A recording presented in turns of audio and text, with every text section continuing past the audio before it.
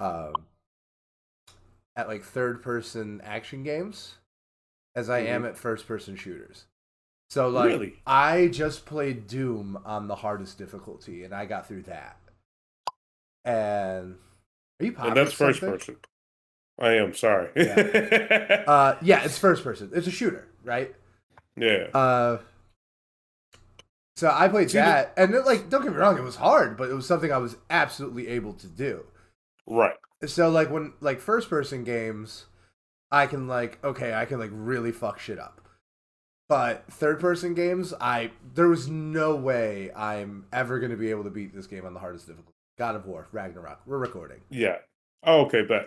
We're recording The now. No, that makes sense. video game No, awards are on here, so we can do a little video game talk. Stop. of course. I was gonna say we're gonna do an episode on video games eventually. Eventually. But no, I completely agree with that because like there's some insane difficulty spikes in that game. Where, like there's been certain parts, and I'm just gonna say, um, well, spoiler alert or whatever. Yeah. I'm just here's the warning now. Or God of Even War when you go Ragnarok. right, even when you go to the like lava realm, I forget the name. Like some of the challenges are like almost impossible, even on Yeah. normal difficulty. Yeah. I Like don't one of got them's it. a time thing, and like you literally have to like.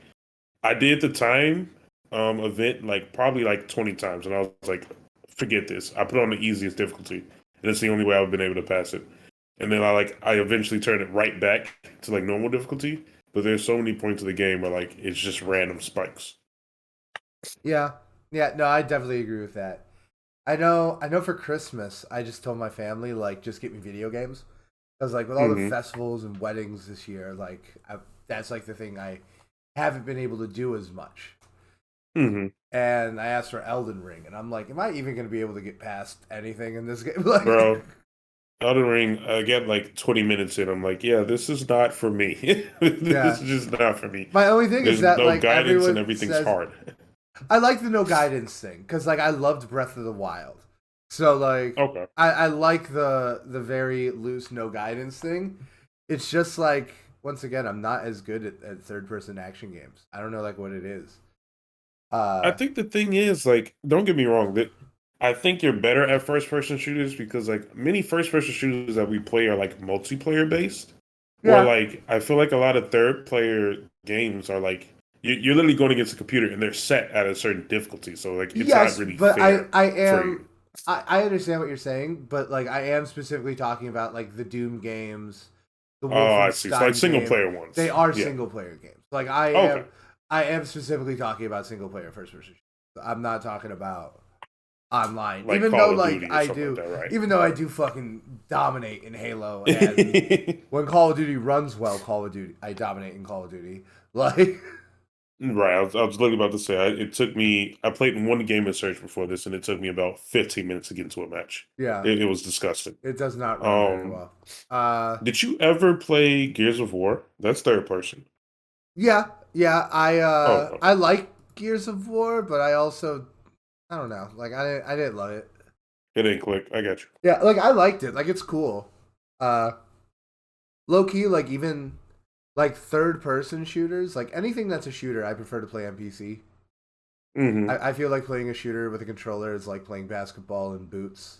It's just like you know, and hey, I'd say the same thing about playing like 2K with a mouse and keyboard. You know, Very like true.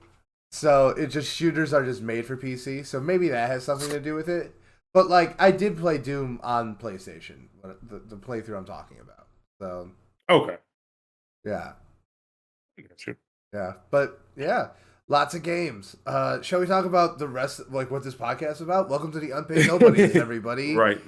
We are 5 minutes. actually a hip hop podcast. Yeah, and this is not about Def Jam Fight for New York. This is us stretching the term of like covering culture. We're just This is a doing- part of our culture. we So just do what we want. This is it's yeah, not it's, your, it's our podcast. Yeah, not your it doesn't podcast. matter. Like Um, go fuck yourself. Like I mean, we have a good one at least. Today we're going to be yeah, talking about this is a basically good one. people influence us. Yeah. We're talking about the influencers, the content creators. Yeah, no, that's what we're doing today. So what we wanted We're to essentially do, talking about us. yeah, what we wanted to do is we wanted to take it sometime, just while we have a little bit of downtime before we get some huge albums, some shows. Yes. We wanted to talk about some hip hop content creators, and as we were figuring out who we wanted to talk about, it became clear that this is the Roses episode. Like, this is where we talk about the people who made the kind of content that we wanted to emulate and what made this show like such a fit. So I feel like if you're a fan of the show, this is going to be like really fun.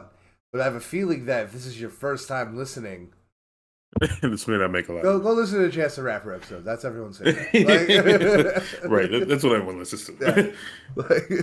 No, yeah, I mean, it kind of just worked out because like it came up as like a random wild idea that I just texted you when it was like, how about content creators? And like the more that we talked about it, it's like this is why we do what we do, and like we're not gonna talk about just all positive. Like hopefully we put you on to some people that we like, but like there's a lot of negative things that we need to cover as well. Yeah, I don't know if the negativity is going to be the bulk of the conversation, but we wanted no. But we wanted to talk about the whole thing because like the good, the bad, the ugly. Exactly right. Like we wanted to talk about because there's some damage being done in this space, like, and we don't want to ignore that. But why don't we run through the news real quick? Of course, yes.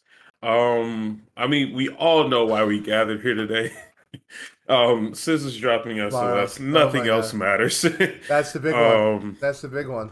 This is going to be huge. We haven't heard SZA in how many years? A lot. A lot. 2016? 2017? Basically. At least a full launch album. Yeah, 2017. Yeah.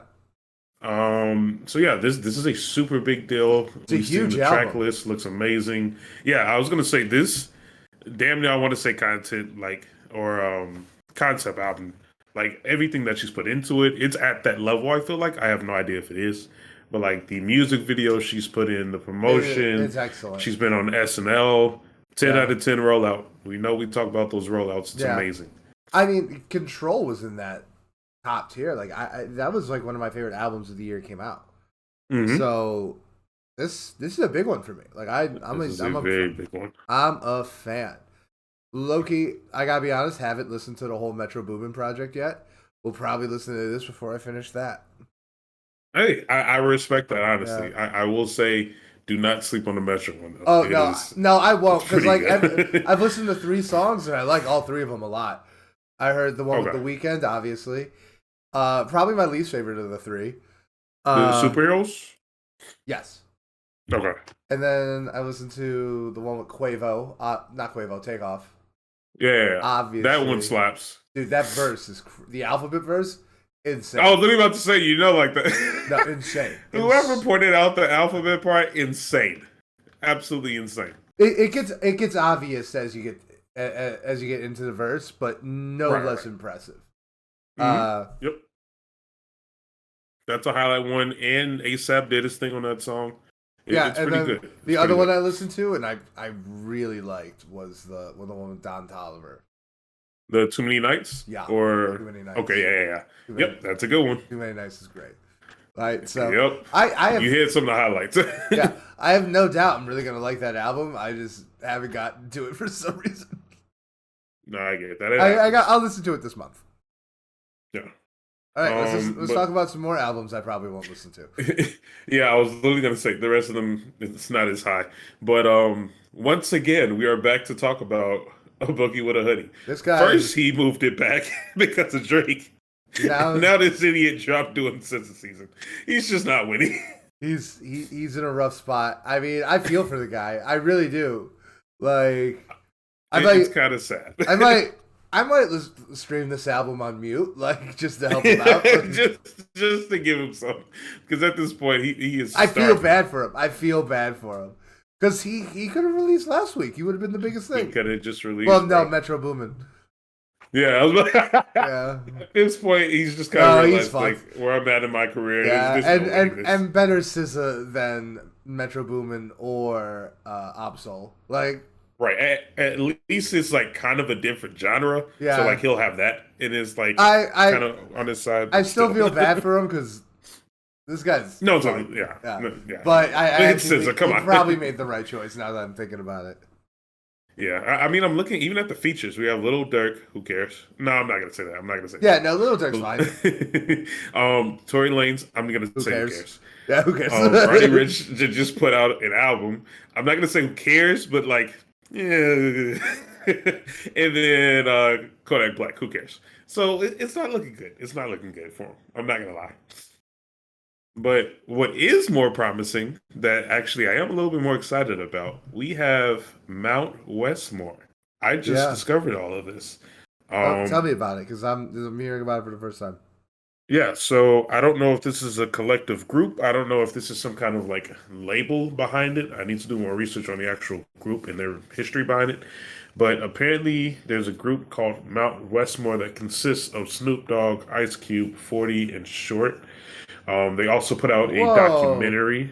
Yeah, yeah, yeah, that's like the old guy, yeah, Brockhampton. Like yeah. that's I know. That's why I said this one is actually. It caught my attention because I saw it. I'm like, who the heck is Mount Westmore? And once I saw like the people in it, I'm like, oh, okay. But yeah, a whole YouTube video documentary matching it. Apparently, a single already dropped with a music video. I mean, this is an old head's dream. yeah, it is. So I don't know if this is connected to Snoop Dogg buying out Death Row or anything, but it's here, and I'll listen to it. Yeah, no, I'm here for it. I'm here for that actually. Yeah, Yeah, that sounds real cool actually. yeah. Surprisingly more than even a boogie with a hoodie. So sorry. Moving on past that, we have. I'm so serious, Brandon. I'm not gonna lie. You know I have many sources for the news, and I try to research throughout the week. There's a lot of singles coming out, and I wanted to ask you something because it kind of popped up in my head. I'm just going to list the artists right now. I didn't even look up the titles of the songs. I didn't think they Yeah, mattered that much. yeah.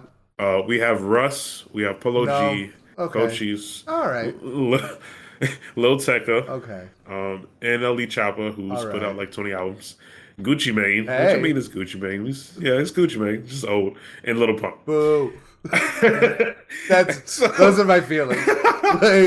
so exactly. If we were to take an average of all those responses, what what is the logic behind all this, Brandon? Like, It's just are these people. singles?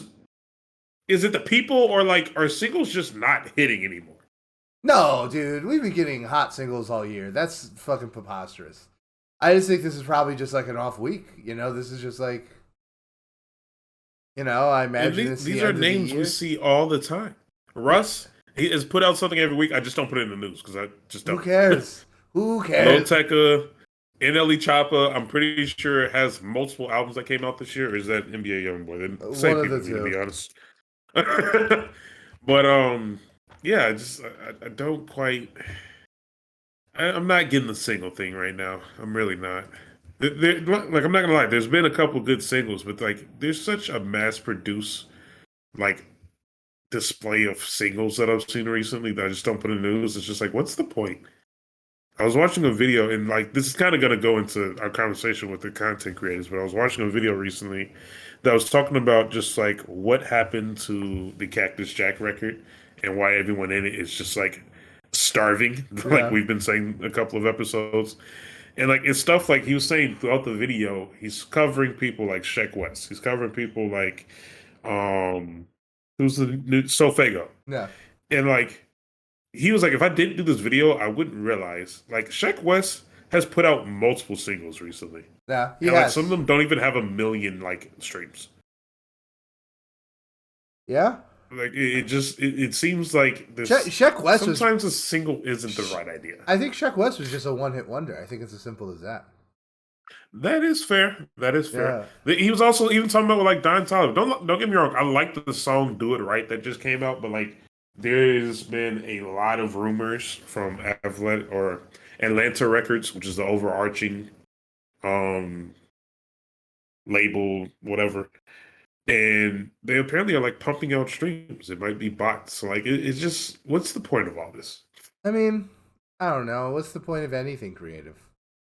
I guess that is one way to look at it. I didn't really consider that. Like what's the point of any of this? I mean, the thing is that as long as we live in the society that we live in, uh, like there's always going to be some percentage of people who are just doing this to make the money, because like that's what makes our world go round. Like, Interesting take. Yeah, it might just be money based. You're not wrong. like, and like I think people are always going to make music just because like people have made music since the dawn of time. But I see what you mean. It's just the nature of it. So I think those are going to be as long as music is a commodity, you're just going to see like those two forces interacting and like pulling at each other. And I think this one might be a bit of an example of that former, where it's just like these guys, like Little Pump especially, like that guy's got to fucking eat somehow. Like J. Cole something's gonna have to work. J. Cole read his future in 2018, and here we are. I'm saying, and he didn't listen. He's gonna be on Love and Hip Hop, like. Okay, honestly, if he does, that's so shameful. That would be the ultimate like smack in the face. Jesus Christ. What do you mean? If he actually is on like Love and Hip Hop or something like that. That'll happen. We'll see. We'll Little see. Pump. And I guess speaking about like just stuff that's been going on recently in terms of regular news, ASAP Rocky has a music video for the Shitting Me that finally came out. I think this might be teasing towards a rollout. I just don't think it's gonna be this year, if I'm being honest. I definitely am getting rollout vibes from. Considering what we've got from him recently, this is significantly more activity. Yeah. And then another thing I wanted to cover. So you might know a little bit more about this. The Weeknd has a song with Avatar. Yeah. The movie. What's going on with this? It's just like it's the same thing that happened with Black Panther. Movies just have promotional songs attached to it, and Avatar is going to have a promotional song attached to it, and The Weeknd is doing. Do you know if there's any rumors of a soundtrack or something like that? I don't know. Executive producer. It's definitely not that. Like. Oh, okay. I just didn't know. It is definitely like I don't think people understand that when Kendrick Lamar did that for Black Panther, that was kind of an unprecedented thing. I see. Like, don't get me wrong. Like, it's happened before. Like, Dr. Dre released an entire album of music, like, the same day Straight Outta Compton came out. Right. And obviously, like, you have to for that. Yeah. And, like, it wasn't, like, the first time it happened, but, like, with a movie in that scale, like, big blockbuster type thing. Now that you say that, I'm assuming, like, maybe Bohemian Rhapsody? Or how do you say it? Bohemian Rhapsody? Yeah. Do you think they also had like a soundtrack that came out with it? No, like that was. I don't think so. Probably not. I know.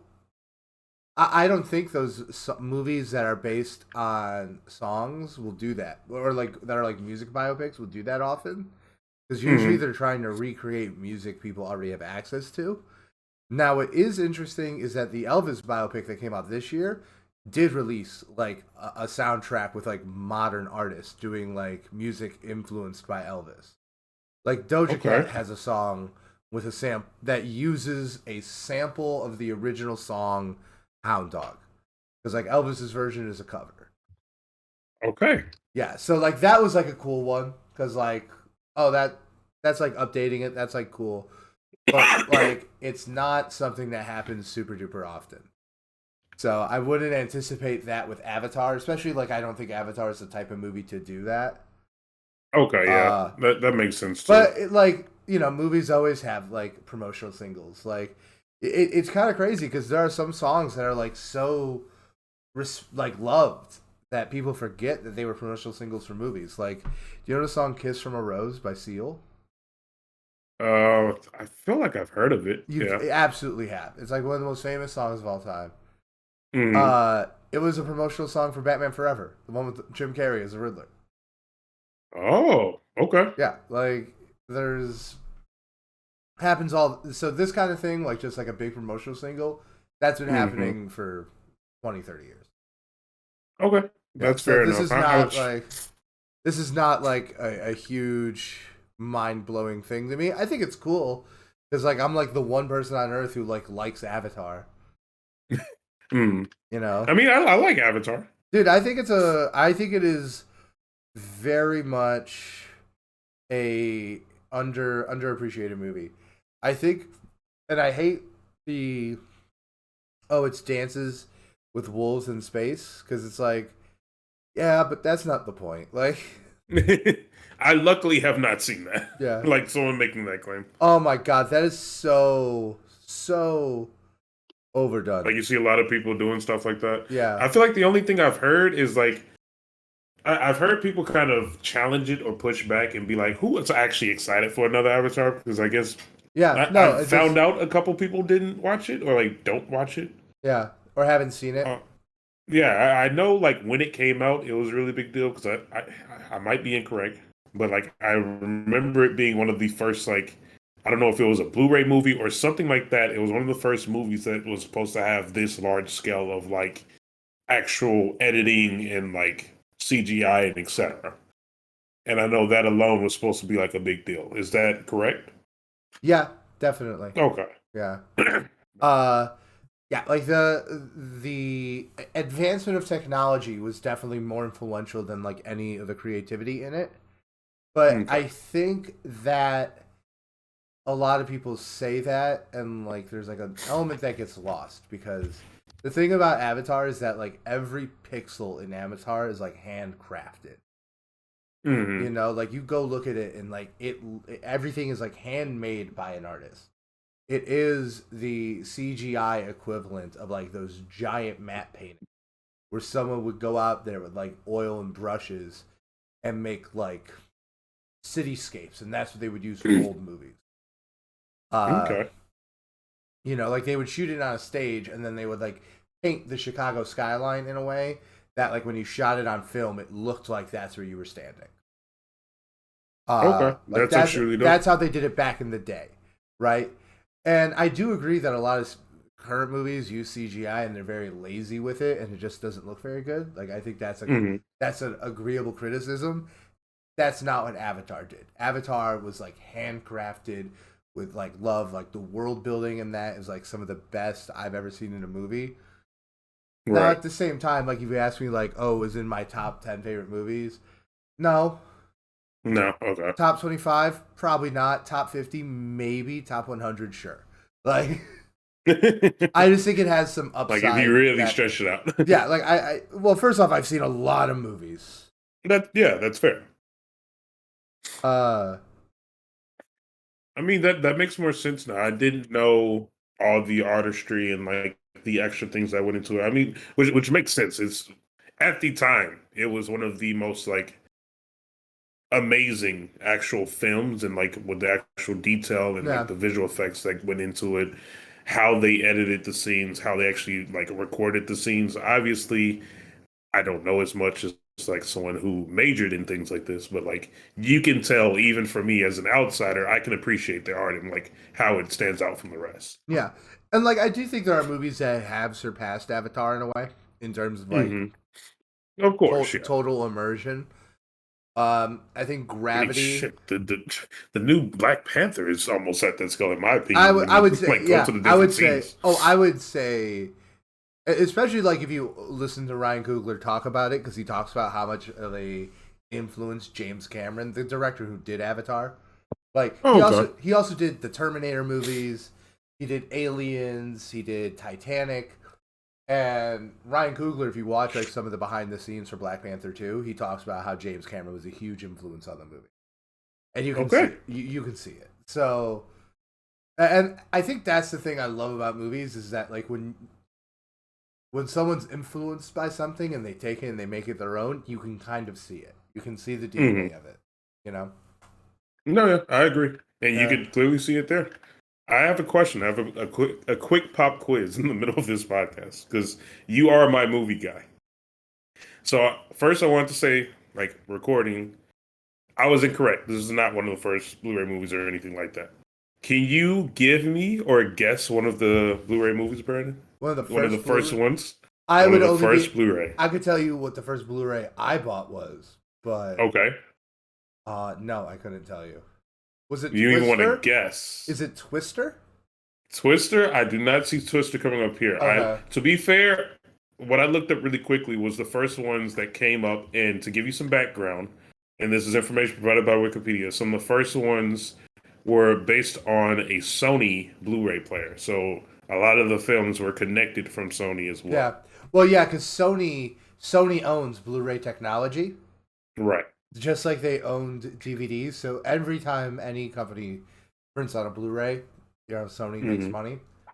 And Okay. that's also why like Blu-rays were in PS3s. That's why I got Blu-ray. That is also true, yeah, while they're Yeah. in PS3. And like the same thing with DVDs. Because like the craziest thing about the PS2 is that when the PS2 dropped, like not only was it this revolutionary like gaming system compared to the N64 and the PlayStation, but it was also played DVDs and was like $150 cheaper than the cheapest DVD player, which is like crazy. Like, could you imagine like a like a PlayStation being a cheaper version of a home theater device nowadays? Like, yeah, no, that's unreal. yeah. Well, just so I can at least give you some names. The first one, 50 First Dates with Adam Sandler. Oh, yeah. Another one that stood out to me was Hitch, Will Smith. And then The Terminator, the first one. Yeah. With Arnold Schwarzenegger. Those are some that stood out to me. I was like, I'm shocked looking at this. I didn't even think of these. Like, it's weird to think The Terminator came out when I was 10. Yeah. Like that long ago. Yeah. Yeah, and that makes sense because I thought it was Avatar because the first Blu-ray I ever bought was X-Men First Class. Mm-hmm. And I bought it before I even had a PlayStation 3. Jeez. Well, because one, it came with the DVD. Oh yeah, they used to come with both. Yeah, they still do. Yeah, that's true. Even with 4K, now, they give you now all I buy three. now I get the 4K and it just has the Blu-ray in it. But that's still Yep. nice because I just give the Blu-ray to my family. Mhm.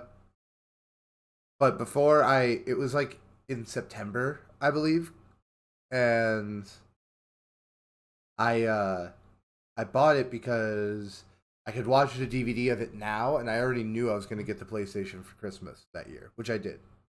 Right. So it all works out. Yeah, so it all worked out. Are you still collecting DVDs? Not anymore. No. I've moved. I completely get that. Almost, dude. Once you have to move a couple times with fucking 400 Blu-rays, like it's hard. Like, yeah, no. I bought one this year. I bought the Batman, Of course. So yeah, that's Yeah. a highlight of the year. That Yeah. makes sense. and I'm doing everything's going streaming too. Yeah, to be honest, like I'm doing pretty much everything. Like books, I get on Kindle. The only thing I still buy physical is games, but Bro. that really is first off only on PlayStation because like I can't buy physical for my PC, Right. and secondly, it's only when I buy games, and that's usually because like it's gotta be a big deal. It's a big title game. yeah, it's like a big title. Yeah, exactly. And like yeah, I'll buy a cheap game. Like the other day, like Katari Damacy was like $2, and I'm like, oh, I'll buy that. Like I'll download that. Okay. Yeah. But like if I'm getting, I don't even buy physical games anymore. Now that you mention it, Oh, yeah. everything's digital. Everything is digital. no, I like having the physical games, but that's it because like, and I think the reason why I'm okay with that is just because like I don't buy nearly as many games as I would buy Blu-rays. Okay. No, that makes sense. Because like I've bought 5 games so far this year, and that includes one that is technically not mine. Okay. Because I bought Pokemon Arceus. You bought the physical? Yeah, for Pokemon. Okay. Especially, And that's like a cartridge too. yeah, especially for the Switch because like on the Switch you have the like it doesn't like very limited space. not only very limited space, but like you know how like on PlayStation, like it doesn't matter. Like you're gonna have to put the same amount on your PlayStation whether you download it or get the disc. Oh yeah. You don't have to save as much to your SD card if you have the cartridge. Okay, no, that makes sense. Yeah, because you could save onto the cartridge. So the Switch is the one that I definitely get physical games for all the time. Not that I buy a lot of Switch games anymore, but I still do. And, right, when they come out here and there. And like I got me and Rachel the new Pokemon, and we're playing it together. How do you feel? I heard that was hella laggy. The performance is like awful. The performance is garbage. The performance is one of the worst games I've ever played. The design is one of perfect. Perfect. This is because like here's the thing. I loved Pokemon when I was a kid, right? But then now they made it open world. But then I just grew out of it like around Generation 4. Okay. And then I wanted to get back into it, but I always felt like the games kind of sucked. You know, like that is justified. You know, I played, but there was one game that I was like old enough to like get on like a deeper level, and it was before I feel like the Pokemon design really fell off. It was Heart Gold, the remake of Gold. Yeah. For DS, I played that, and I was like, oh. So you prefer the 2D, the original kind of design? Because like now everything's like third person. No, I prefer this one because I hate random encounters. Okay. Random encounters were yeah. That's a good point. Were very lame, and I did not like them. I appreciated that they ran very well because they looked like they were on a Game Boy. And this does not, but I think the design of this one specifically, because I also tried to get into Sword and Shield when it came out. That's what I was going to say. And I did not like that game. I might go back and reanalyze it, but I bounced off that like a fucking rock. I'm like, really? All right. Like, yeah, because I was like, I tried to get into it in college because like my buddy Javante, shout out Javante if he's listening. He was like, oh, get Moon, get Sun, I'm getting Moon. And like we'll play. That's what everyone does. Yep. Yeah. And I'm like, okay, cool. And like it was fine. Like it was kind of lame. I didn't really like it. And then like a few more came out, and I'm like, nah, I'm just gonna wait until like once the Switch came out. I'm like, okay, when like a real Pokemon game comes out for the Switch, I'll try it. And then I got Sword, and I'm like, this is kind of ass. Like, okay. I mean, I'm not mad at you. A lot of people hate the Gigamax thing, that whole feature. A lot of people hate that. And then Pokemon Arceus came out, and it was like a completely different thing. It's like an action game, you know? Yeah, that's true. There was a lot of like weird ones. There was a whole Pokemon Go phase where like everyone was doing the phone thing. So yeah, there's been a lot of weird designs in Pokemon. That is true. I'll give you that. But I loved Arceus, and I think Arceus is better than Scarlet and Violet, all things considered. Mm-hmm. But yeah, like I'm having a lot of fun with it, like just like revisiting it and playing it with my girlfriend is just fun. Okay, you know, it's like a fun because she plays a lot of games now because she got a Switch when Animal Crossing came out. Mm-hmm. And now that she's dating me and I play a lot more games, like she's just like playing the kind of game she likes. Okay. And this was kind of like something we both kind of were interested in, and she fucking loves it. Like, this is her first time playing it, and she's like, "This is great." But even she like is like, "No, the performance is kind of awful." Like, it's absolutely someone who's not into games, especially not for the who wouldn't even have anything to compare. Even she's like, and also loving the game. Even she's like, I completely get that. I completely get that. Like, I was gonna wait, but I don't think it's gonna get better. I know Nintendo; they don't care. They're gonna keep charging $60 for the next 5 years, and they're not gonna do an update. No, they're gonna. Yeah, no, it's not. It's what they can do. It's Nintendo. They pumped out 4 different games. Yeah, no, it's gonna be what it's gonna be. But anyway, I wish they would. I really wish they would. If this game ran as well as Breath of the Wild, which was still jittery a bit, like it would be. I mean, a step away that I had to take within like the actual gaming industry is me realizing that Nintendo the route that they took ideally was a perfect business strategy for what they were trying to do, but like in comparison wise, the Switch is it's junk. It is a piece of plastic Nah, completely I think the disagree. design is perfect. What they were doing, amazing. I think the idea of having a portable system for like being a portable system, it runs better than like a PSP in my opinion, or Yeah. like any of the other mobile stuff that's ever come out. I But just like think if you're actually comparing to like an actual like Xbox Series X or like PlayStation 5, it's not a fair comparison. yeah, but it's like that's like comparing a horse to a car. Like it's a pointless comparison. I And understand it and is I pointless, but it's gonna happen anyway because and it's the I would gaming industry. I disagree, and I would say stupid. It's a comparison that if you encounter, you should push back against because they're just not the same thing. Because the reality is Nintendo is the only company making video game consoles anymore. The PlayStation 5 and the Xbox are just PCs you plug into your TV. Let's Yeah, be I fuck, literally was. That's let's be exactly what I was fucking about to real. say. Like, That okay? So that was going to be my next point. you Is know, because like so in reality they are just computers, but like and the and PC is so much and better. I'm saying this right now, like there is not a game that has been released in this generation. Ragnarok comes close, but there's not a game released in this generation that is as good as Breath of the Wild, which is on the Switch. Ooh, I And gotta think about it. I gotta think about it. and I get I it. gotta This think about it. generation's young. It's only 2 years old. Like it definitely could happen, and some would say Elden Ring is that. But I'm not because I haven't played it. And You know listen, what? I won't push against it because I haven't played Zelda. I haven't. you haven't The played Breath Breath of of the the Wild. Wild?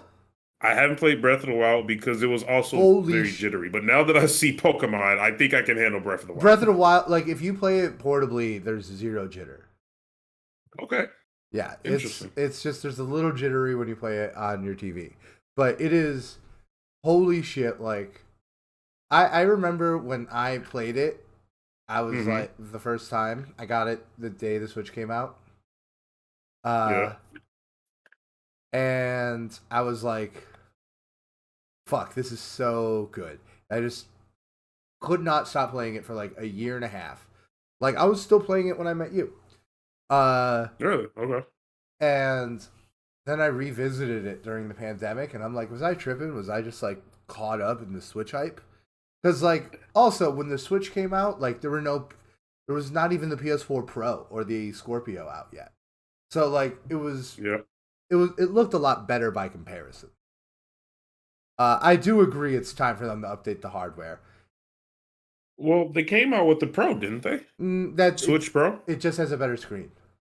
Oh, okay. Yeah. Okay. So they didn't actually improve No, on. no, same Okay. exact chip. Okay. Yeah. But then, yeah, it may be time Yeah, I just think it's time within the for next year or two. Yeah. Yeah. The Switch is 5 years old. Average life cycle for a gaming system is 6 to 8 years. Yep, that's what I It's said. time. Another year or so. It's time. It's getting there. Yeah. Okay.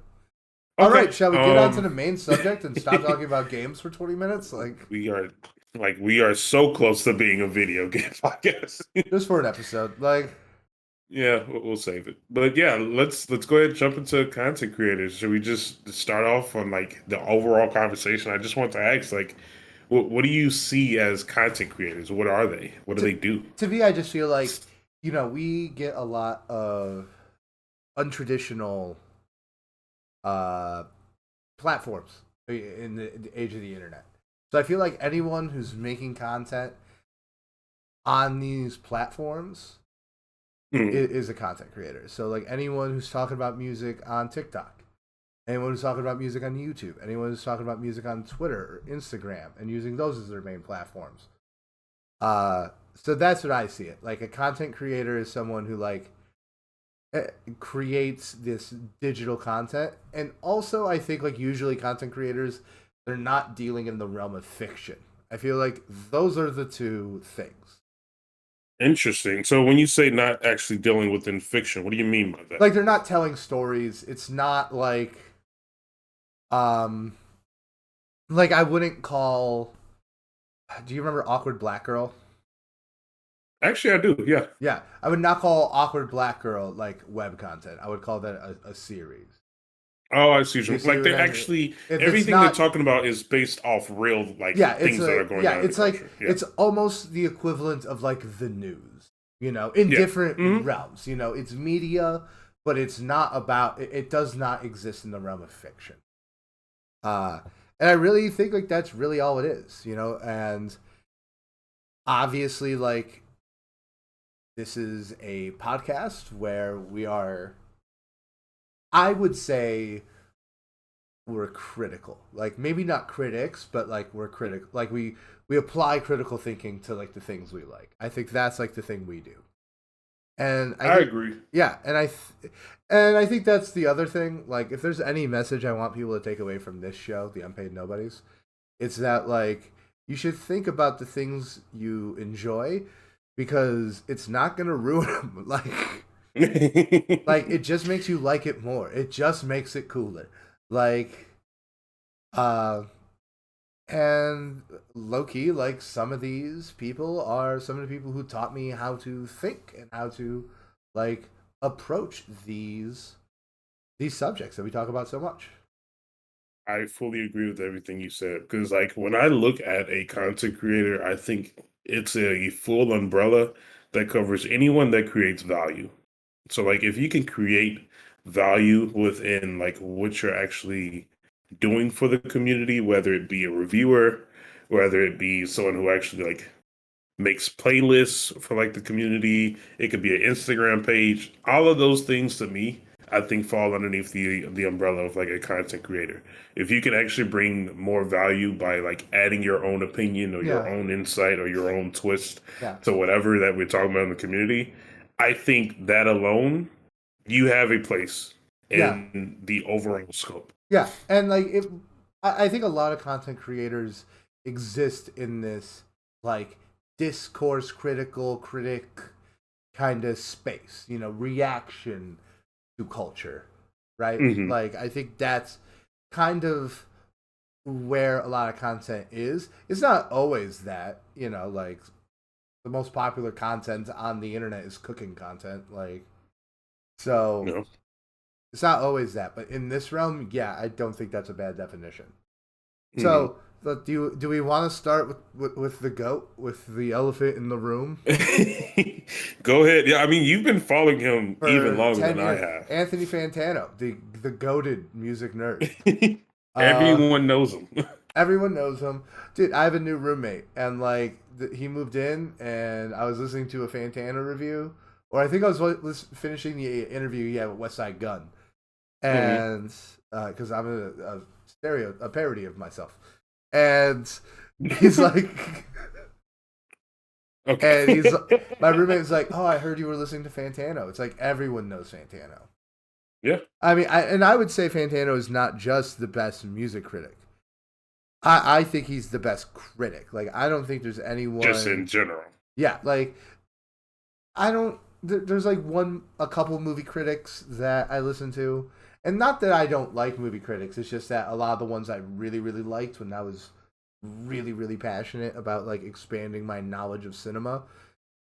They've kind of retired and moved on, and like they're in less public spaces. So I've just kind of fallen out of that. And there's like one movie critic. It's like I'm gonna listen to what he says, and like I kind of get what he likes, and I know like oh if he likes this, I'll probably like it. If he dislikes it, I'll probably dislike it. And if he likes Mm. it for this reason, maybe I won't like it. And if he dislikes it for this reason, maybe I will. Like Yeah, I was gonna say, if anything, you yeah, value his input, what he brings in. You don't yeah, let it control how you view it, but yeah, like it gives you a good balance into yeah. like how to approach the situation. Yeah, like for me, I don't watch movie reviews until after I've seen the movie. Okay. That's like, and I do the same thing with music when I can, right? Like with music, I use it a little bit more. I use like reviews and like critical stuff a little bit more for discovery, right? Mm. So if I'm interested in a movie, typically I'll just go check it out because I love going to the movies. Hmm. Uh, but if I'm like checking out music or like I've heard about an artist and I see like Fantano talked about him, I'll just listen to that. You know, that's how I got into Denzel Curry. Like I had heard about Denzel Curry, and then I saw Hmm. Fantano's review of Taboo, and I'm like, oh okay, so I'll just go check It's out just like Taboo. this is it. Yeah. Yeah. So yeah, I've been listening. the first video I remember watching of Anthony Fantano was his review of Man on the Moon 2, which look back at, it is so many different iterations of the needle drop ago. About to say he was doing a whole different presentation, the structure of the show and everything. Yeah. The shows evolve over time. Ours, remember when, we talk about how our show has changed. Like we did the news for the week before? Yeah. I remember. I remember. Yeah. But, another person I actually wanted to bring up besides Anthony, I didn't tell you about this yet. I think this one is just as big, in my opinion. Who? Nardwuar, the Human Servant. He has been around since forever, and he is infamous for his interviews. Yeah, no, Nardwuar is absolutely in the same category as Anthony Fantano. What he brings to the community, the actual questions that he asks in interviews, like the artists themselves are like, wait a minute, like how do you know all this? And like the personality that he brings into it is very nerdy and geeky, but like it's unique and he stands out. And I feel like he alone has changed a lot of. I want to say that he plays a very high quality or a very high level of quality that you should reach as an interviewer and what you can actually like bring out of a conversation. When I think of like good interviews, obviously it's not limited to him. But like other things, I think of like the Hot Ones is infamous for really good interviews, like things like that where you can actually bring out more out of your guests. Yeah, I think that's very valuable. Interviewing's an art, and I think people like interviews because it's a dialogue. I think people are very small-minded about critics. People don't like to hear anything about anything they liked or disliked. Yeah, I used to have friends who would I would ask them if they liked a movie and they would be like, no, and I don't want to talk about it. And it's like what do you mean? What is this? Like what's the point? Like what are we doing here? Like, why do we even go see the movie? And like this movie was Interstellar. Like, bruh. Okay, bro. It's not like I'm talking about like Bad Grandpa. It's like there's a lot to break down. Yeah, like so yeah. I think people are just like inherently hostile to critics, but once someone breaks it down, like usually they're fine. But with interviews, there's just like a magic to it, right? And the thing is that like. There's like two different kinds of being a good interview. I think of someone who used to interview a lot of movie stars for the Chicago movie scene, whose name was Jake Hamilton.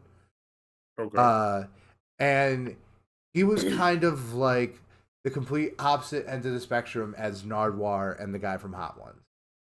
Because instead of asking very specific questions that like kind of pin these people down and get like difficult answers out of them to create something really human, he would ask very broad questions that just gave the artist a platform to kind of say whatever they want to give context to the art, which I also think has value. Mm-hmm. So I think there's interviewing is an art, and there's a lot of different ways to get through it. But is what that was about. Like, yeah, I think that's a good point. Yeah, but it's who else would you say is in this goated tier? Do you have another person? Ooh, another person that I would consider a full GOAT. Yeah. Honestly, one person I was thinking about, I don't know if we can fully count him in. I was hesitant to bring him up. But at this point, I feel like Kenny Beats is more of a content creator than just a actual musician or producer. Yeah. He is a talent that can do everything, but I think as of right now, where he's placed himself in the industry, even though he did come out with the album recently, I think his impact within streaming has opened up a whole new channel for content creation. Oh, and The Cave. Exactly. The Cave too. That's what I'm saying. I would say the actual content that he's creating opened up a new channel. I think content creator is almost going to become like a new vector. You know, Mm-hmm. it kind of like the same way. Like there's a lot of rapper actors, like people who are rappers and actors at the same time. You know, going all the way back to Tupac. Like Mm-hmm. I would say, like content creator is just another thing you can be on top of that, right? Yep. So that's how I would describe Kenny Beats. I think he is a valid producer. I think he absolutely is like in the current scene, impacting music like in a high level. But I also think he does content creation. Like, Exactly. That's what I'm saying. yeah, I think the beautiful point of like Kenny Beats and what he can bring to the table, because he can do that content creation while being an inside person, it's a very unique experience where like, it's valid. What he's doing, what he's saying, there's legitimately proof behind it because he's worked with the best of the best.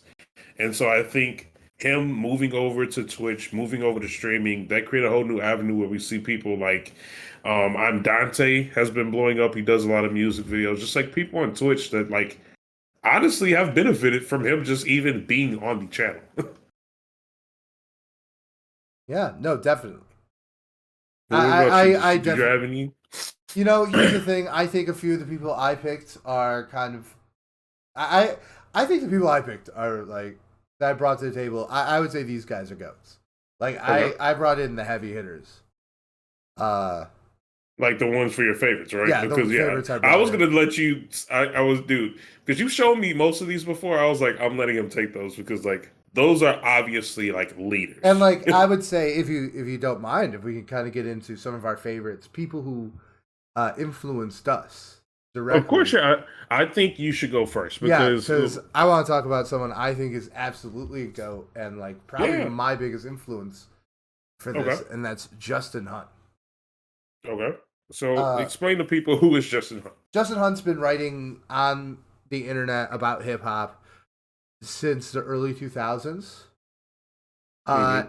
and in the early 2010s, like 2013, he was like the first one making what you would probably describe as like video essays about hip hop.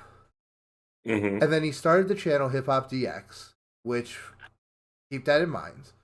Uh, and I'm sorry, I'm itching my back right now. Nice. And where he would do like weekly, very critical, usually only like 10-minute long, like breakdowns of hip hop. The show was called The Breakdown, Mm-hmm. right? And he would kind of do a very similar thing where he would use something that's like current to talk about a genre convention or a cultural convention. And I think the one that I showed you, not for this episode, but a few months ago, The and Jid one? the JID one, where he Jesus. uses the conversation about JID's the Forever story to just break down like what do we even think a classic album even is, right? Man. And like he makes an excellent art. And the thing I like about Justin Hunt is like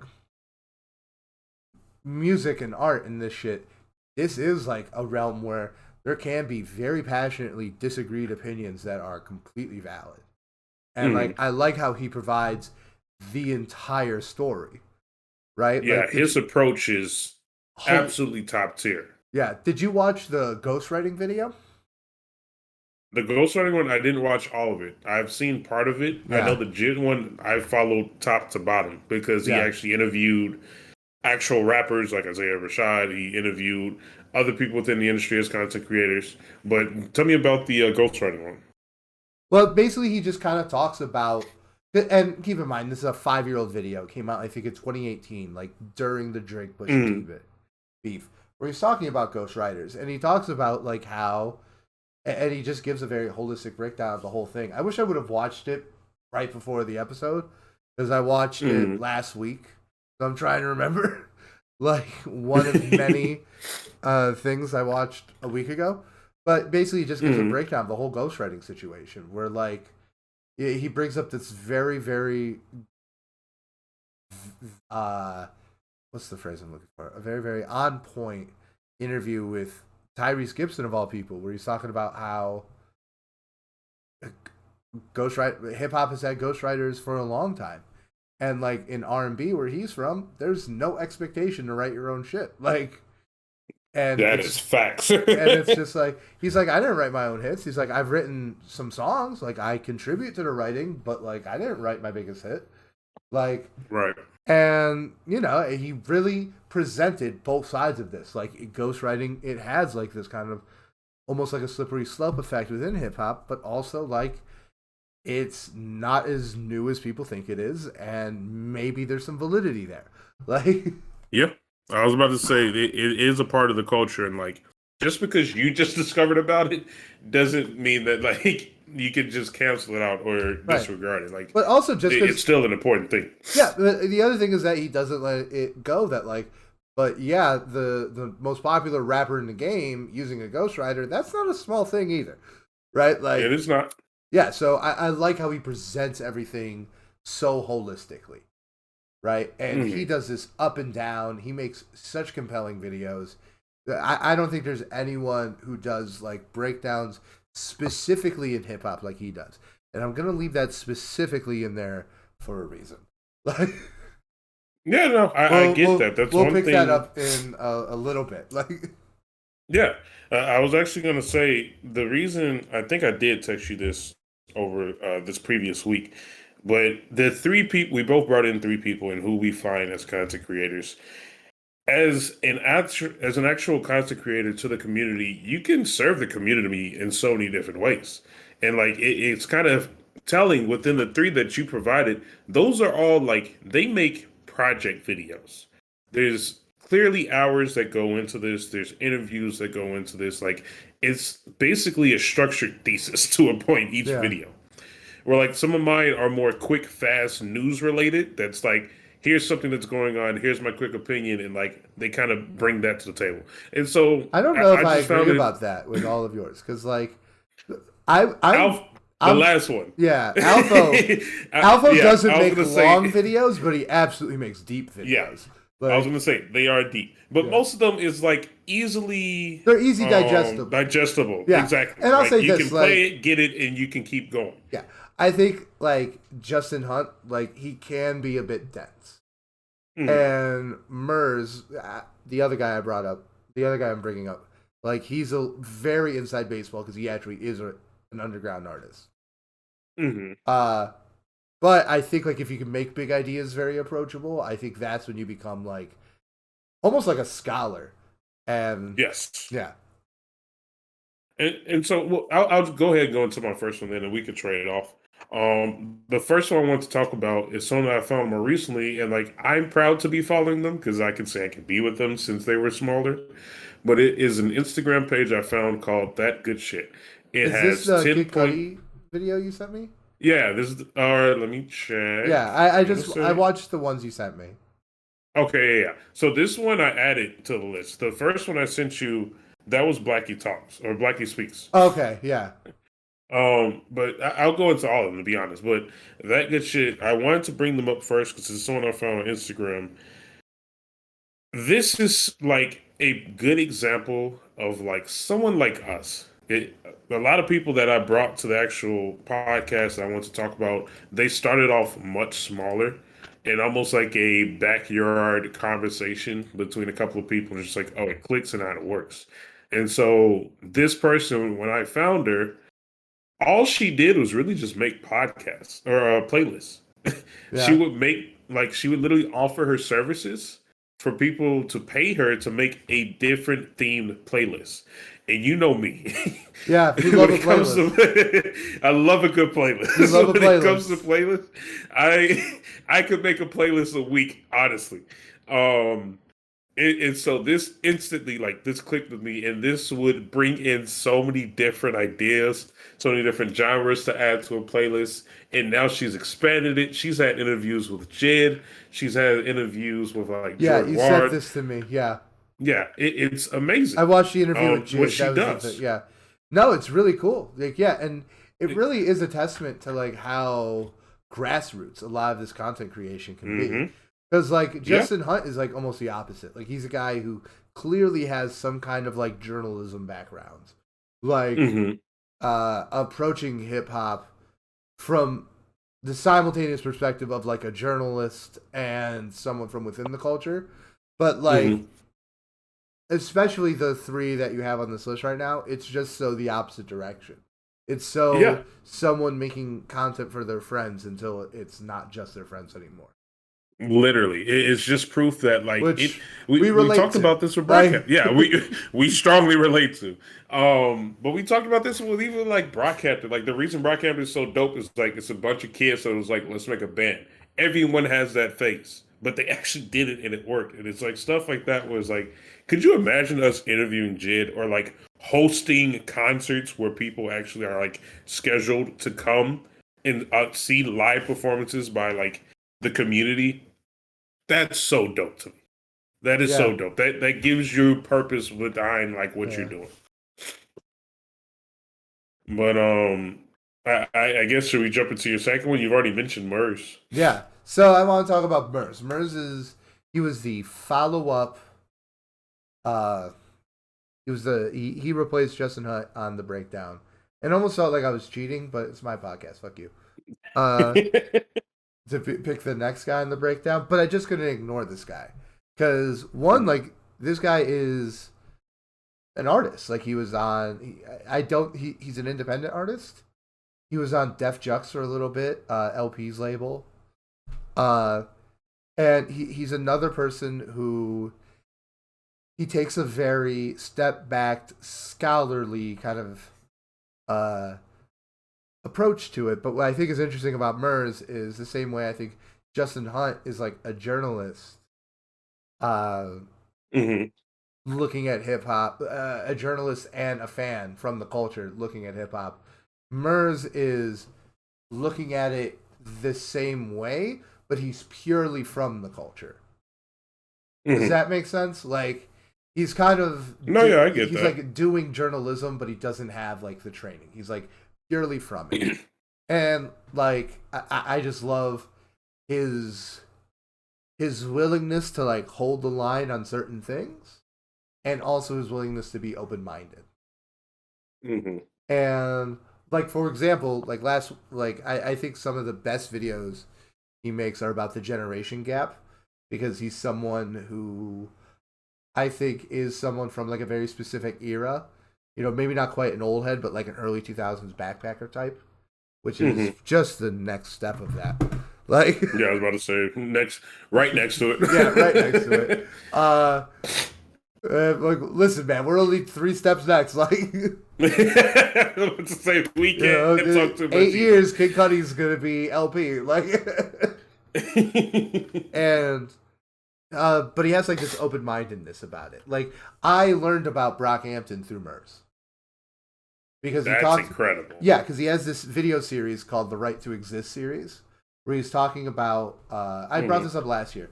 He talks about gangster rap, like openly gay rappers, and this is in 2016, so things are different. Very different view. And like hick hoppers, people who embrace the Confederacy in their rap. And he's like, do these things have a right to exist? And like, for example, in that, the one about openly gay rappers, you know, he's talking about how how Kevin Abstract just goes so hard and how this is something that just couldn't exist. Back then, absolutely not. Yeah, especially like when he was coming up. Like, and it's like, it's not just like one guy doing it. It's the fact that he has a crew of people who aren't doing it, supporting him. Like, behind him and with him. Yeah. And like the other thing he brings up a good point is that like, you know, he was talking about some of the lines from Star and he's like, you know, I feel kind of on one hand I feel kind of weird saying this shit out loud. But like if a female artist comes on and she's talking about making love to a man, I don't feel that weirdness. What's up with that? And I'm like, oh, that's an interesting investigation. Like so I think he has like an unrefinedness I really like. I like that. Yeah. And the other thing is that like he's also examines both sides. Like I think if you really want to get a sense of Murs, he has 2 videos that came out one after another. He has one saying the BC Boys are the greatest hip hop group of all time. Which he makes a really good argument, and I'm a big BC Boys fan. Disagree, dog. disagree. Like, I like like the argument, but I let's be honest like here. no, I disagree. Like I just like I think there are at least. Well, first off, he makes like the discernment between a hip hop group and a crew, right? Okay. And he's like, oh, like Wu Tang doesn't count because like not every member is on every song. Okay. But then Okay. like Outcast, like, Yeah, I was about to say but then he makes, there's still some other ones. but then like immediately after he makes like the opposite side, right? Yeah, you He said makes why they're the like like the here worst. are the other ones who make an argument. And to be honest with you, I think that there are modern artists who he doesn't acknowledge that I think could give the Beastie Boys a run for their money. I think Earthgang could give the Beastie Boys a run for their money, and I think Run Yep. the Jewels easily surpass them. Like Yep. like and I'm a Trust fan. me, I agree. Big fan too. Like You're speaking facts. No, no, I do not disagree with that at all. I don't think I ever had a Beastie Boys phase, so maybe I'm coming from a biased opinion, but watch I the don't video. fully understand. Watch the Yeah. video. Watch the video, and you'll understand. And so that's the perfect. Sorry, go ahead. Because like he talks about how like, and he actually gets to like, here's the exact reason why the BC Boys are popular is because they toured with Run DMC and other black artists, and they played shows to black audiences. That was the thing that was different for them than everyone else after them. Which is why it kind of worked Yeah, at the time. No, I get that. And I was actually going to say, like, that's the benefit of having content creators because it obviously it all depends on like the listener and how you absorb information and reflect on it. But like the beautiful part about content creators, I think, is that they cross or they kind of dance around a fine line between like actually adding to your opinion yeah, and like actually telling you what to think and like understanding the differences between the two can really enhance like how you approach a situation. And so I think like people like Murs, it's very beneficial to have him in the community yeah, because he's got the old head, he's got a new head mentality, he has real experience in the yeah, industry. And so it's just a beautiful thing to see yeah. that they can actually come in and impact that. Yeah, I would really encourage you to watch his video about the generation gap. Hmm. You know, where he, And I think no one better than him. the one he talks a lot about is future. He's like, how does he makes a very good argument for like artists like Future really holding down the original spirit of hip hop, like, Hmm. and he makes great arguments, man. Like that's all it's about. Okay. Well, All right, tell me about your next one. okay. So the next one I have another one. I've been following them since the ground up. As of right now, they have 25,000 followers on the Instagram account. It is very similar to what we do, Brandon. To be honest, if we weren't doing like reviews and stuff, and if we could figure out how to get this set up, this is like a part of the podcast I would want to add. Okay. But it's essentially, obviously, our connection is a little bit different, but it is a father and a son. And so, to give some background information, one day, this son, who's this like kind of, I want to say kind of geeky, a little bit nerdy by himself, he is within the hip hop genre. And so his dad grew up in a time where he's mostly into rock. So his dad knows nothing about hip hop or any artist or anything like that. And when they started off, they just started listening to albums and like recording it. And so the son would bring to the dad a whole bunch of different videos. I think the one I shared with you is a more recent one. Yeah. They decided to listen to The Weeknd. Yeah. And so they found this in the House of Balloons, one of the best albums out there. And like they literally record themselves live listening, and like you see them develop as people, and the dad developed in his music taste. Before he just had a rock influence, he didn't really understand everything. But after listening to like Drake and like Travis Scott, and like once they start blowing up, they start listening to recommended albums, like seeing that connection with your community and being able to like have these people influence you and actually have you influence them back by giving recommendations and they listen to these albums, it's a very like amazing feeling. And one thing that I love about discovering new music is that first time you listen to it, it's that instant reaction. You'd be like, oh my goodness, that beat switch, or oh my God, that bass drop. Like there's so many different things that lyric where it's like, oh, that stands in. And you get to see someone listen to some of your favorite albums and get to experience it with them. I think that first time listening to an album is such a powerful impact on how you go forward with both the artist and that like music itself. And seeing like the dad, for example, one of my favorite videos is the Blonde video. Like the dad had never heard of Frank Ocean ever. And like being able to see someone experience Nights for the first time, Jesus Christ, Brandon. Yeah, no, it's it's so dope. It's something. It is so dope. I don't know if you remember, but there was a video, there was a channel you and me used to watch a lot. It was these metalheads.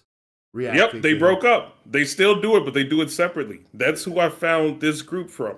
Oh, really? Two metalheads. Yeah, so, and it's just, the other thing is that it's just refreshing hearing different perspectives, you know? Mm-hmm. And if you want a different perspective on hip-hop, talk to a metalhead who isn't racist. Like, yeah. Yeah. Like, they're very good at it. Mm-hmm. And so that alone, I think that type of content is very unique. I won't say like they came out with some groundbreaking idea, but you don't see a lot of people like actually record themselves, listen to albums for the first times, kind of speaking about that and having that unique point of view. We can watch streamers listen to albums for the first time all the time, and they can hype up albums. You can watch DJ Academic suck off Drake for the 20th time. But I'd rather not. That's not exactly. I'd rather not. I'd rather actually get a unique experience of like the first time listening to something, seeing someone enjoy, I don't know, like Astroworld for the first time. Astroworld is debatably a classic, but seeing how he breaks it down is like, okay, now I can kind of get some more justification on how I look at this album now. All right. But that's my second one. Yeah, no, that's really good. All right, so I'm gonna talk about someone. I'm gonna keep it a little bit brief. I'm not gonna talk as much time as I did with the first two because he's someone we've talked about on the show before, and he's a newer name. He's someone who I started following last year, as his YouTube channel was first blowing up, and he doesn't make exclusively content about hip hop, right? But he's clearly a hip hop head. He has made, he's made videos about Drake, about Kanye, multiple about Kanye. Will Smith was very much about music. He did one about Nicki Minaj, and that's FD Sing a Fire. Mm-hmm. And the reason why I said I think Justin Hunt is like the top tier people who talk specifically about hip hop is because FD Sing a Fire talks about shit other than hip hop.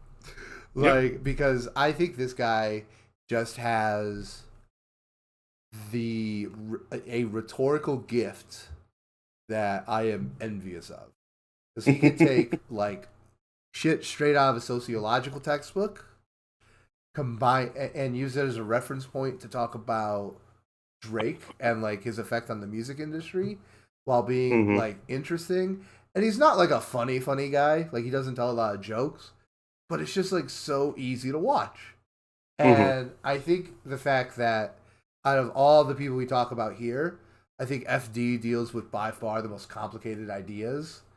And the fact that I would debatably say like he's absolutely the most approachable on my list. And and maybe even a little bit more than yours if I'm being kind of honest, because I think he really does a good job of like laying this stuff down in a way that's very easy to understand. And I think there's just something extra gratifying about it's a higher scale of learning. Understanding something, right? Well, it's Yeah. not. It's not higher. It's different because like I think about like a reaction, and that's about emotion. That's about like Mm-hmm. seeing this person's emotion. And yes, like when you have like the whipped cream on the sundae, that is like, oh, this person has like a critical perspective to like look at this piece of work, right? That's Mm-hmm. that's even better, right? And that's just a different thing. Like it's the difference between like like a diary entry in a novel. Uh, Mm-hmm. but yeah, I just think there's an itch that gets scratched when it's like, oh my god, now I understand commodification. Like, I was gonna say he brings a unique point of view that will definitely, if you truly care about what he's talking about and you want to learn, he is the resource that's going to enable you to actually learn. Like if you want to put yourself in a position or in a new perspective, he does a really good job at bringing in new ideas and being able to explain it for someone who doesn't understand it, which is a skill within itself. yeah, it's just, and it's possibly the hardest skill in communication. Hmm. Is breaking down big ideas in ways that Something are manageable. into a way that people understand it, right? Because like me, I'm the kind of person who like if I'm reading a book about something like this and I don't understand something, I'll just reread it 3-4 times. That doesn't bother me. Hmm. It's like the equivalent of just like working harder to me. But some people just don't have that capacity, and that's okay. And I think like being able to break that down and make these ideas for everybody, and being able to spread insight into this culture that we love so much, Yep. Hmm. uh, it's really something. So No, I agree. And like yeah, you said, he does it in a way that's, I don't know if humble is the right word because I don't want to like assume that he's not humble or anything like that, but he does it in a way where, it's like you approachable. said, it's approachable. Out of the six people that we're bringing in, besides like the goats and the negative people, like you said, he's probably the most understanding. He would probably be the person that we would have on the podcast when we make Yeah, yeah, like he's, it. and that's the thing. Like I think pretty much everyone on this list could be a great potential guest for this show. But Hmm. like FD is like the guy I'm trying to be. Right. So That's how we made it. yeah. Okay, but then I'll go ahead. I'll do the last one then, and this is someone that we actually both know. Yeah. But Yeah, because Alpha Media. I've known about Alpha Media since college. Yeah, I was about to say he's been around for actually a good amount of time. Yeah. I remember when Um, he was like a Brockhampton YouTuber, like almost yeah, exclusively. yeah, yes, he was. Um, I think his first name is Harrison, but he goes Yeah. by Alpha Media. Most of his content, I want to say, is on YouTube now. Um, But he is like the perfect example of a YouTuber, in my opinion. We kind of hinted at it earlier, but he has the capabilities and the know-how to go very deep in terms of a topic and break down a lot of different perspectives, a lot of different ideas, and why it actually matters to him individually. He makes all his videos very personable, very like realistic and relatable. I feel like, and he covers everything. He does more than just hip hop, and he does more than just like a standard breakdown video. He does reviews. He does personal opinions. He'll talk about recent current events.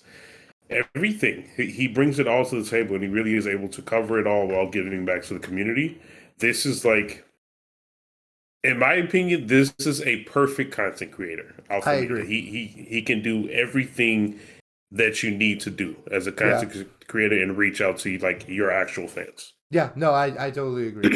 I feel like there's Mm. a lot of I can think of at least a few content creators that I'm not going to name because this does not come across well, but who basically are just like alpha media, but not quite as good, or just like about different kinds of music. Because like Hmm. the one thing about alpha media is he talks about a bunch of stuff that I don't necessarily have a lot of interest in, which is fine, you know. But God, he's really good at just making something that is quick. His videos tend to be between 10 and 20 minutes. Yeah. They You not know, long. because like FD, like some of his videos are 2 hours. Like Right. I was about to say that it's a project. It's a sit down and eat it's a dinner and movie. watch this. It's a movie. Yeah, it's make some Right. popcorn, maybe put Halo on the other monitor. Like That's playing in the background. Check in yeah, with it. yeah.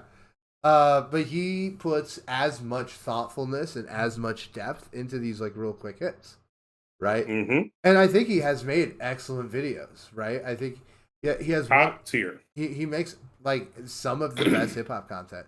Like I still like every 6 months I go back and watch his video about white rappers because I'm like, man, this is so insightful. Like It is. It like honestly is. and He's able to do just a little bit of everything. And what kind of stands out to me is actually the visual aspect of a lot of the things. he does have A a lot of strong these kind aesthetic. Yeah, that's what I'm saying. Like he creates his own aesthetic. He has talent to do that. Well, I say he's like a perfect, complete content creator because a lot of the times, some of the other people we mentioned, they're all very good, but there's a lot of content creators that are limited to one, like maybe outsource of one media or lane. one. Exactly. They might only do one type of thing. They might only be on one channel, but he does it all. He Yeah, is a perfect editor. He has the know-how and knowledge behind everything that he's speaking about, and he's actually has a funny, creative personality. You get the perfect like knowledge base and the perfect entertainment all put in together. yeah. But I couldn't. that's yeah, Yeah, that's pretty no, much everyone. yeah. So these are the people that we're gonna send this out. We'll probably tag them in it, but these are the people that Yes. I think when you put them all in a blender, you kind of get us. Yeah. Yeah, We and take a little bit of everything. now I want to ask you something because you said something to me this week, and maybe you said it already, but I don't know. Uh, but you said like, oh, we kind of like fall into two different lanes. Mhm. Yeah, I'm realizing you said this already now that the words are coming out of my mouth. Anyway, do you want to talk shit about some folk? Look, go crazy because I know you. I know there's one person you really want to talk about. Well, no, there's a few, right? Because Okay, like well, the thing about hip hop is that like it's one of those things that there's always seems to be a high interest in, right? mhm. It's like if you want to be a published author, you want to write science fiction because people are always buying science fiction books and romance books. Like if you want to actually be like a selling author, that's what you should write because that's what people actually buy. Uh, Mhm. and so there's always this demand for it, and because there's such a high demand for it, there's always going to be people who I think are being dishonest and at best maybe they're just like culture vultures and like trying to make money off a genre that they see as lucrative. And at worst, I think they're instigators of some violence because, like, Yes. there are some, there's a dark side to this whole thing, and like if you touch darkness, darkness touches you back. It is. Yeah, it is true. Yeah, I was gonna say, well, there's a lot of different paths in terms of like what creates a bad content creator. I think all the examples you just use are different lanes of to break down what makes them bad. But I feel like it's a very dangerous thing to do. I think there's a lot of content creators that can negatively affect the community, either intentionally or not intentionally. Sometimes it's for greed, and you have TikTokers that just steal dances, steal music, and do whatever with it, create their own take on it, and just change everything behind the meaning behind it. We have so many songs that have deeper meanings created by artists, and then you see a TikTok star just like completely changing it. And I think even if it's not intentional, there are repercussions for doing things like that. It's not always a good thing that it may distort the original intent of the artist or yeah, take away from the storytelling that they're doing. yeah, and that's like and like yeah, that's a crime enough, Right. But when you're DJ academics, uh, talking about O Block from across the country, It's just like, what are no. you really? And the thing is that like I'm really wondering like who's the worst one. Is Adam 22 the worst one, or is DJ Academics? They're both pretty bad, if They're I'm both being pretty honest. I don't bad. like either one of them Yeah, dude. at There's this. all. I remember there was like a period where I listened to No Jumper, but I pieced the fuck out of that real fast. Like he was always real cringy. Like Yeah, it's true. I mean, some things I think about it spans because, like we said, it's a large umbrella to me for a content creator. Even seeing something like the Instagram page that's like Daily Rap or something, or like the Twitter page, or like God, I hate dude I that's hate it. No one likes this. dude. No one enjoys this.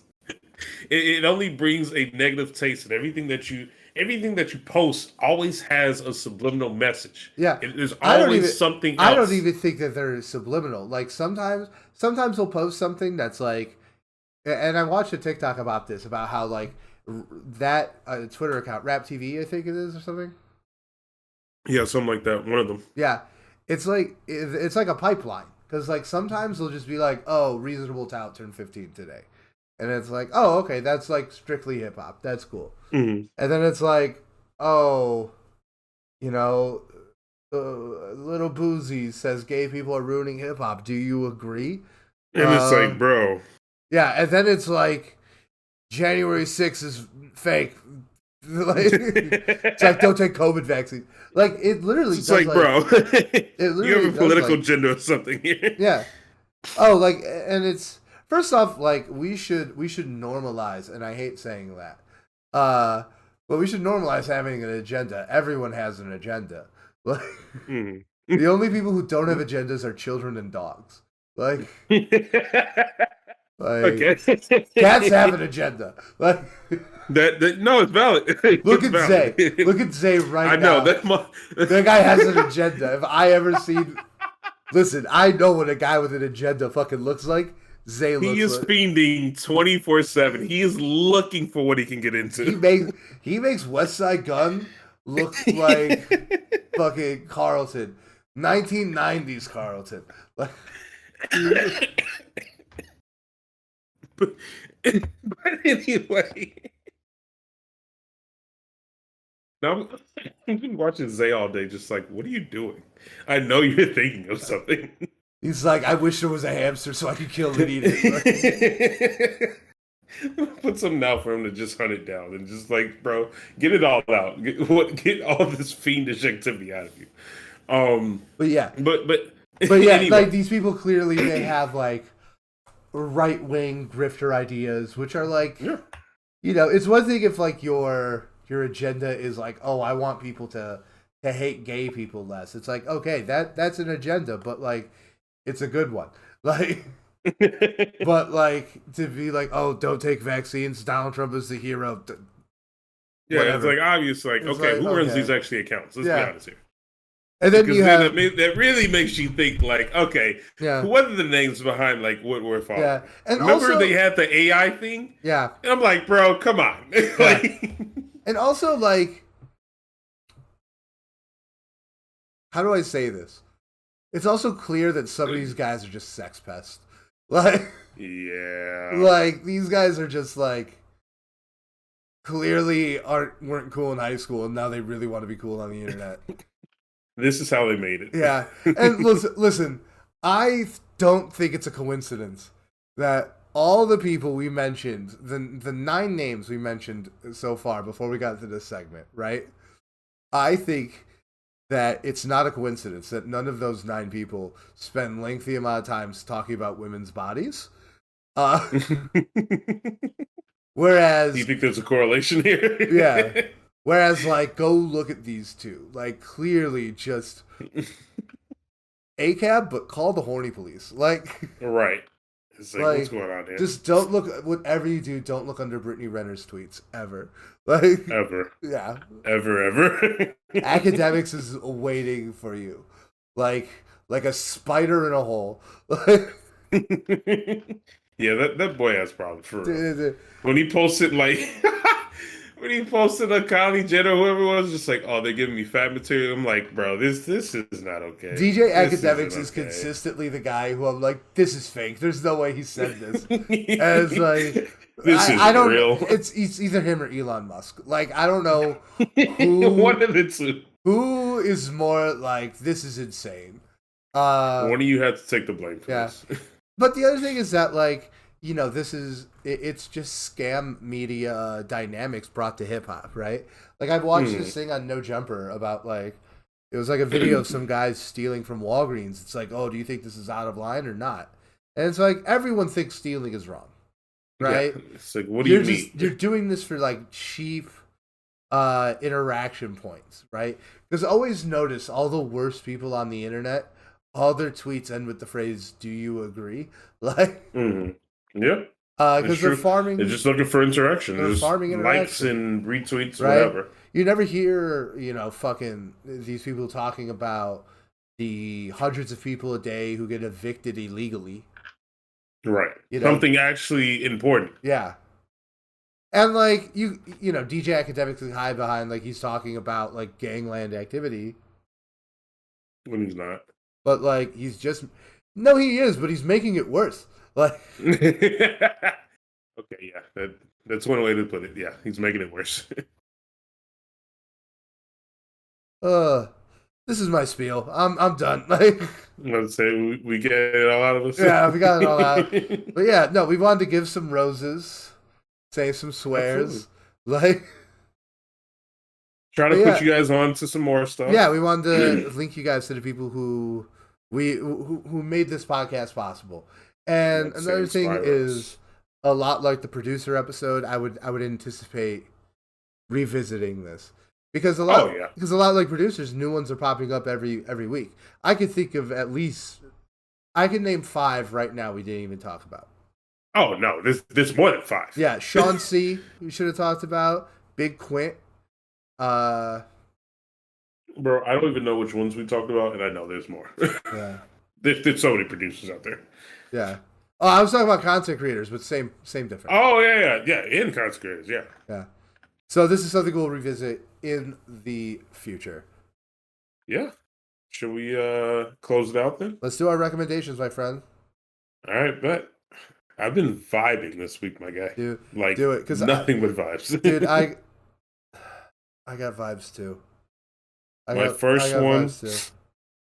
I've been going through. I'm trying to catch up on all my albums. Trying to listen to the albums that I missed before the year-end episode. One of them I went through is by Lance Skywalker. Super low-key vibey person. Song called Forbidden Fruit. I'm sure you can guess what that's about. Yeah. And man, does it slap. It's so good. Man. All right. I'm going to start with one. It's off a absolute just classic album. Yeah. And I don't know, like it just keeps showing up for me now. Like now that I'm back on Spotify and I just keep listening to it and I just can't stop. And that is Red Dot Music, Mac Miller and Action Bronson. Ooh. Okay. Yeah, that's a good one. That's a great one. You wash out your mouth with soap. Like so weird. That is a great one. Weird. It's weird. I'll give you that it's weird, but it's absolutely top tier Mac Miller track. Yeah, I was about to say anything Mac Miller we love. Yeah. Okay, bet. The second one I'm gonna do then is someone else that I found that's been really low key but on the come up. Someone called Young Rock. This whole album that I found is amazing, but one that stands out to me is a song called Manny Fresh. It is a very hype, like uplifting song. This is something that, like, if you're like feeling a little bit down and you need an uplift of the day, or like you're at the gym, you're trying to wake up, this is a good one. All right. So, my next one. Do you mind if we take a little bit of a walk? All right, let's hear it. All right, so this is a rock song. It's actually a metal song, right? I am recommending the song Too Many Puppies by Primus. Primus? Yes, Primus. Okay. And the song is called "Too Many Puppies." And the reason why I like this song is because Primus is just like a very goofy band, right? If I was going to compare them, they're like the metal equivalent of like Two Chains. You know, there's like a laughing with us dynamic to it. Okay. Uh, so they're a very goofy band, and they have this song, and the chorus it has like the heaviest hook of all time, and the chorus is literally just like "too many puppies," and it sounds like the craziest. Like this sounds like some tweakers in a fucking meth lab just made one of them knows bass on a level of spaceship macadelic or whatever, and but they're high. But then you actually listen to the lyrics and you realize what they're talking about. And what they're talking about is how America sends children to war. It's about how Wow. young soldiers are. Too many It's about the dogs of war. Too many puppies. Like, Okay, then. yeah, like That's a turn. yeah, right? And it's crazy. It's crazy. I feel like that happens a lot. Every time you put me onto like a rock song or something like that, it's like, oh yeah, this is normal. And then you look up the meaning and it's just like, this is about like the deepest things of Earth right now. Yeah. Like the Yeah. most serious topics. Yeah, definitely. All right, well, bet I will be checking it out. Yeah, definitely. What I'll say then, I will close out mine. Uh, Mine is a slight walk, but Brandon, I finished Atlanta. Oh, you finished Atlanta. Oh my God. That show, I'll say this season three, little bit of a fall off for me. I hear. Okay, so I have a friend who has a conspiracy theory Okay. that they made 3 bad on purpose. Dude, I've heard this before. Yeah. And when you watch the last episode, bro, I watched the last episode and I was just like, my mind exploded. Like, it's one of the best episodes of the entire series. And then I look up the meaning behind it, and it kind of edges towards a little bit of hinting at like season three's bad on purpose because he's trying to send a message in season four and the way it ends. Jesus, Brandon, like, okay, I'll stop because I know you're gonna Yeah, eventually I'm watch gonna it. watch it. I'm gonna watch it. If not this week, I'll watch it when I'm on Christmas break from the agency. This is Inception level of Okay. like thought. I've heard it's a great finale, but I don't know anything about it. So I'm probably just gonna Okay, binge the whole thing while Rachel's out of town. fair enough. Okay, then I'll go ahead and give my song. My song is in the second to last song, or second to last episode of the series. It is a song by Dungeon Family, who I had no idea existed previous to this. Um, Dungeon Family consists of some of the most soul artists you can think of. And in this specific song, it features Andre 3000 and CeeLo Green and many other people. Um, it's called Rolling. Oh. Brandon, this song by itself slaps. Like, slaps to another degree I can't even explain. Andre 3000, Outcast in general, one of the GOATs. Um, so good.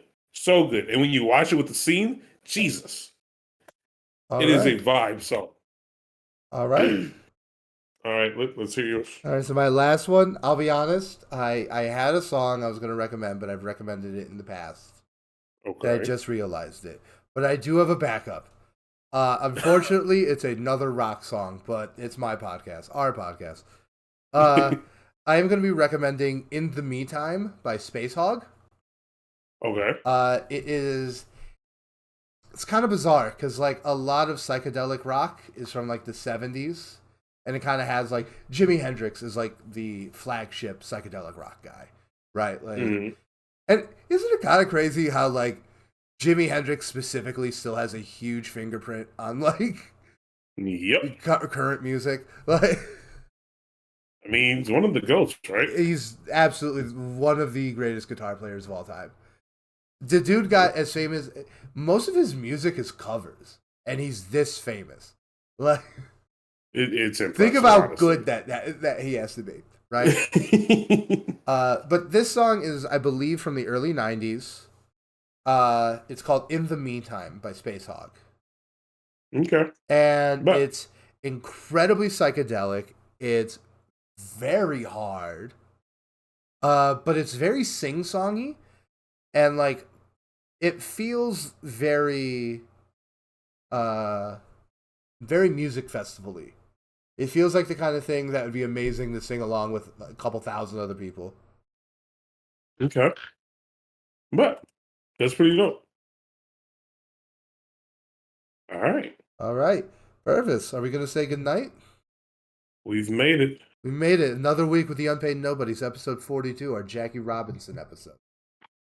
Oh wow. Yeah, We're really getting there. we're really getting there. All right, guys, like, subscribe. Oh, should we talk about the end of the year episode? Yeah, we can discuss a little bit. Yeah, well, just that we're looking for people. Like, Yes. so if Okay, you yeah. have, if you have like opinions about this last year in hip hop, we're going to be reaching out to a few people. We already have gotten at least one guy set, but we're going to be doing a big end of the year special, and maybe next week we'll make sure to go into the detail at the beginning of the episode. Mm-hmm. Yeah.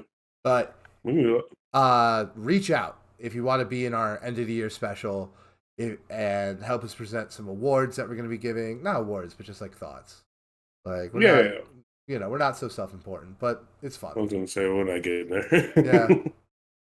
Okay. All right. Yeah. That's our thing. That's our show for tonight.